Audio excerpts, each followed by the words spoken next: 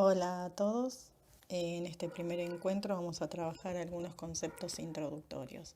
Es simplemente un acompañamiento para después ir al material de lectura y profundizar sobre estas cuestiones. Van a tener una guía que va a ir acompañando la lectura y haciendo foco sobre los conceptos principales.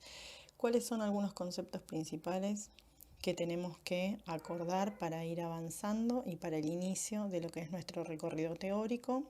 Lo siguiente: ¿qué es el sistema nervioso? ¿Cuál es la función o las funciones del sistema nervioso? Y cómo se divide anatómicamente, y esa división anatómica nos va a dar cuenta también de las funciones que tiene cada uno de los órganos que componen el sistema nervioso. Acá vemos que hay primeramente dos grandes divisiones, lo que es el sistema nervioso central y el sistema nervioso periférico.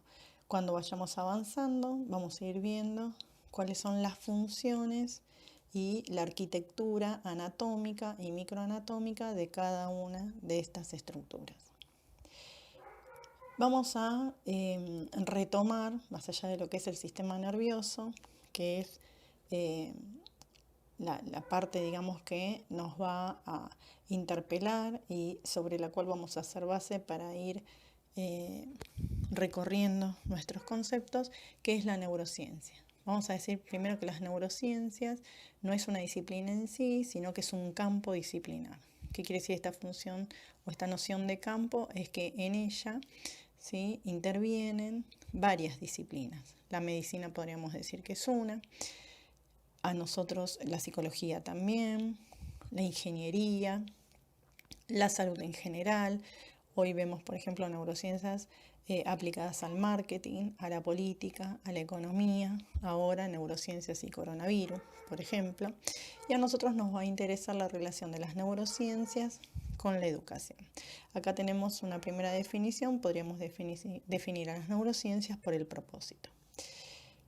La definición de neurociencias en relación con la educación nos va a llevar a otra definición. Esa definición es la cognición, es decir, cómo conocemos el mundo, cómo nos relacionamos con el mundo. Este concepto de cognición, que seguramente lo han escuchado nombrar y lo han trabajado desde otros paradigmas, nos va a llevar a pensar o intentar definir qué es la mente. La definición de mente no es nueva, ha sido elaborada a lo largo de la historia del conocimiento y del hombre desde la antigüedad. Tenemos algunas primeras aproximaciones, ahora vamos a ver una pequeña o una breve línea de tiempo.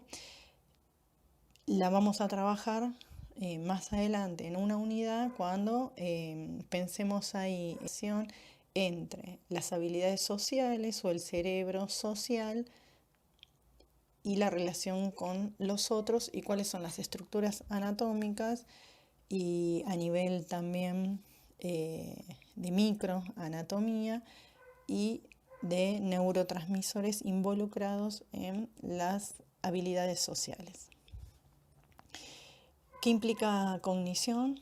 Cognición nos va a llevar también a desglosar lo que es conocer en habilidades necesarias para poder conocer e interactuar con el mundo. La percepción, la acción, el pensamiento y la utilización de aferencias y eferencias. La palabra aferencia y eferencia es propia del sistema nervioso e implica ahí modalidades de relación del sistema nervioso con el medio interno y el medio externo. ¿Qué son las aferencias? Todo lo que ingresa a nuestro sistema nervioso. ¿Qué son las eferencias? Las respuestas que damos en relación a esos estímulos que recibimos. También lo vamos a trabajar con profundidad a medida que vayamos avanzando en los textos y en las temáticas. Este conjunto de habilidades, que se conocen como habilidades psicológicas superiores, en las neurociencias las vamos a llamar funciones ejecutivas y están íntimamente relacionadas con el proceso de aprendizaje y con la educación entonces. Este gráfico intenta sintetizar brevemente la historia de las neurociencias, sobre todo de la modernidad. Ahí vemos que está René Descartes y el padre de la modernidad. Por supuesto, como dijimos antes, ya en la antigüedad había una noción de qué era la mente. Podemos pensar la mente como el alma, como el intelecto, como el conocimiento de la vida en general. Otros autores han dado cuenta de esto. Ustedes van a encontrar, si les interesa indagar un poquito más sobre el tema, un link que los va a llevar a una nota. Acá hemos subrayado algunos hitos históricos en relación al progreso del conocimiento del cerebro y sus funciones. Cuando hablamos de cerebro, es un genérico en relación a lo que es el sistema nervioso, pero después vamos a ver que en la macroanatomía el cerebro es una parte del encéfalo. Pero en general cuando hablamos de cerebro, por lo menos para iniciarnos en el tema o para hablar de cuestiones generales, el cerebro tiene una acepción válida.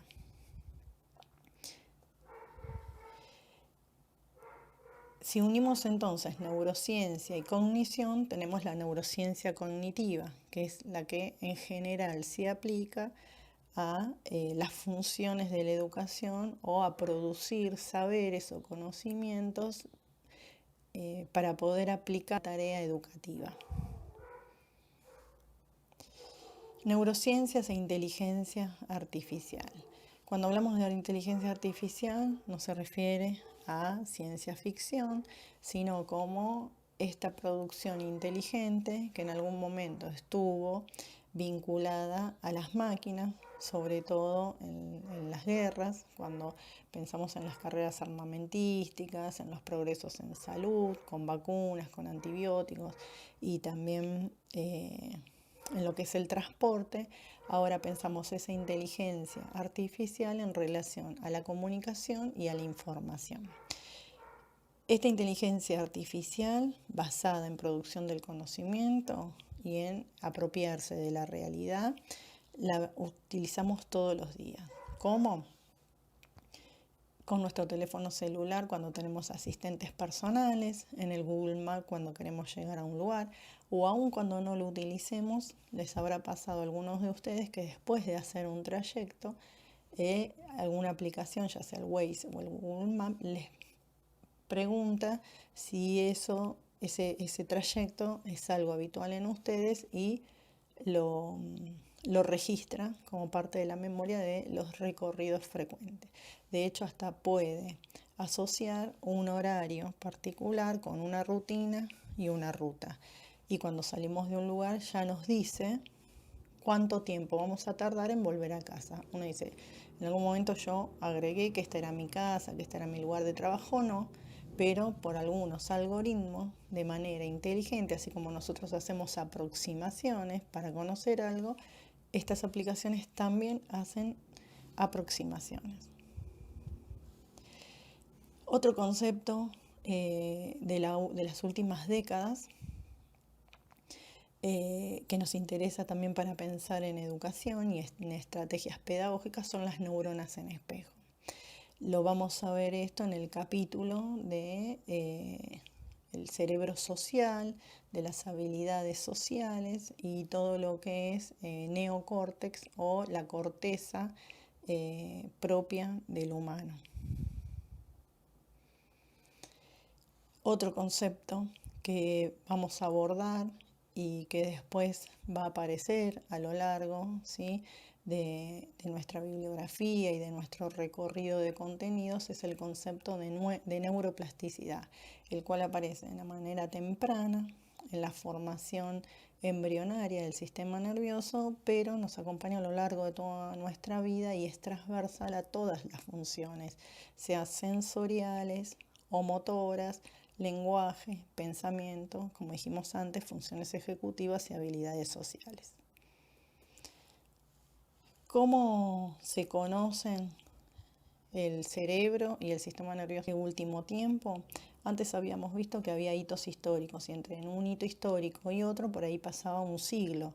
Ahora, día a día, año a año, van apareciendo nuevos conocimientos y nuevos descubrimientos. Y esto tiene mucho que ver y está de la mano con cómo accedemos a conocer el funcionamiento del sistema nervioso. Y el elemento que tenemos hoy por hoy son las neuroimágenes. Ustedes habrán escuchado hablar de tomografías computadas, de resonancia magnética, de electroencefalogramas, de potenciales evocados. Todas estos métodos de diagnóstico nos permiten conocer la anatomía y además la función, que es lo más importante. Entonces esto hace que las neuroimágenes se dividan en dos grandes categorías: las estructurales, que nos van a dar imágenes, por ejemplo, para saber si hay un tumor, si hay una agenesia, si hay una malformación, y las funcionales, que nos van a hablar de cómo está la función en relación a esa anatomía. Acá tenemos un ejemplo, ¿sí?, de un PET, una tomografía por emisión de positrones, que lo que hace es medir el consumo de glucosa, o sea, la actividad metabólica del cerebro. Vemos una tomografía, ¿sí?, una persona normal y otra con Alzheimer. Eso que vemos en rojo y en amarillo en una persona normal está exacerbado, ¿no?, porque hay un consumo de glucosa, entonces se está usando, fíjense, toda la corteza, y en el Alzheimer no, porque ya tenemos daño y falta de tejido. Ya vamos a ver también cuando entremos a la unidad de memoria. El Alzheimer es una de las patologías de la memoria. Para estudiar la macroanatomía del sistema nervioso es importante entender estos cortes, que son tres: transversal, horizontal y sagital. Ahora se van a dar cuenta cómo. Acá tenemos un corte sagital, ¿ven?, como si cortáramos la cabeza por la mitad. Acá tenemos un corte transversal o coronal. Y acá tenemos un corte axial horizontal. Este generalmente es el que vemos en la tomografía axial computada, ¿no?, la TAC. Ahí, por ejemplo, vemos una masa blanca. Eso es patológico. Cuanto más claro es, más denso. Podemos pensar ahí que hay un daño, un tumor o una colección de sangre, puede ser un hematoma. Acá tenemos un cerebro real en formol. Fíjense en relación a la mano y al tamaño. Este es un corte sagital. Bueno, hasta acá nuestro primer encuentro. Vamos a seguir desarrollando los otros temas. Nos vemos. Hasta luego.